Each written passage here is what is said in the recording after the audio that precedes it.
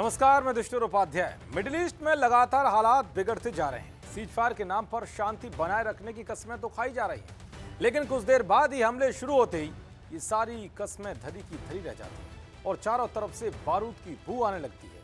अब तक तो इजराइल, अमेरिका और ईरान के बीच जंग भड़की हुई थी, लेकिन अचानक ये जंग जिस तरह मुड़ गई उसके बारे में शायद ही किसी ने सोचा होगा, क्योंकि अब ये जंग दो मुस्लिम देशों के बीच ज्यादा घातक हो गई है, जिसका सबसे भारी नुकसान यूएई को भुगतना पड़ रहा है। इसी बीच यूएई पर इतना भयंकर हमला हुआ है कि जिसके बाद भारत भी भड़क उठा है। ड्रोन के जरिए भीषण हमला यूएई के न्यूक्लियर एनर्जी प्लांट पर हुआ है, जिसके बाद चारों तरफ खलबली मच गई।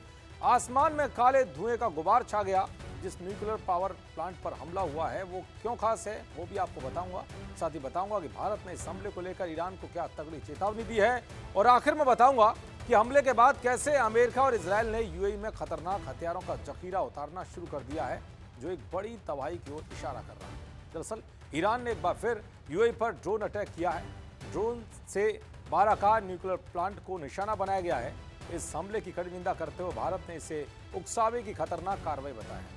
भारतीय विदेश मंत्रालय ने बयान जारी करते हुए कहा है कि यूएई में बराक परमाणु केंद्र को निशाना बनाकर किया गया हमला बेहद चिंताजनक है। ऐसी हरकतें कतई स्वीकार्य नहीं है और ये तनाव को खतरनाक स्तर पर ले जा सकती हैं।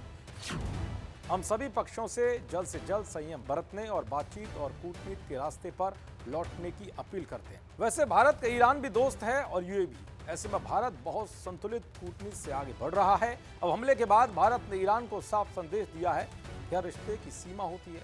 उधर अटैक को यूएई ने बिना किसी कारण के आतंकी हमला बताया है।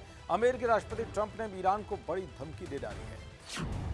ट्रंप ने कहा है कि ईरान के लिए घड़ी की सुइयां टिक टिक कर रही हैं। बेहतर होगा कि वे तेजी से कदम बढ़ाएं, वरना उनका वजूद ही नहीं बचेगा। दरअसल यूएई के पावर प्लांट पर हमला उस वक्त भी हुआ है जब हाल ही में पीएम मोदी अबू धाबी पहुंचे थे।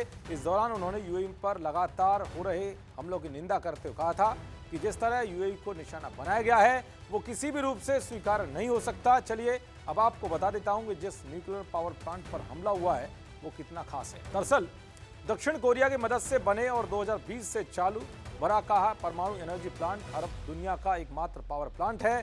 20 अरब डॉलर की लागत वाला ये प्लांट यूएई की लगभग 1/4 ऊर्जा जरूरतों को पूरा करता है, इसलिए हमले को बड़े हमले के तौर पर देखा जा रहा है। उधर इस हमले के बाद मिडिल ईस्ट में युद्ध के भयंकर होने के सायरन बजने लगे हैं। ईरान पर फिर से हमले का खतरा बढ़ गया है।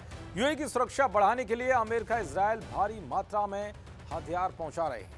जर्मनी के बेस से उड़ान भरकर आए कई अमेरिकी कार्गो विमान पिछले 24 घंटे में तेल अवीव पहुंचे हैं, जिनमें गोला बारूद लाया गया है। इसे ईरान के खिलाफ संभावित नए सैन्य अभियान की तैयारी के तौर पर देखा जा रहा है। यानी ईरान ने हमला करके एक बहुत बड़ी गलती कर दी है, और इस गलती की सजा कितनी तबाही लाने वाली है इसका संकेत इजराइल, अमेरिका की तैयारी से दिखने लगे। देखते रहिए जी न्यूज़। नमस्कार।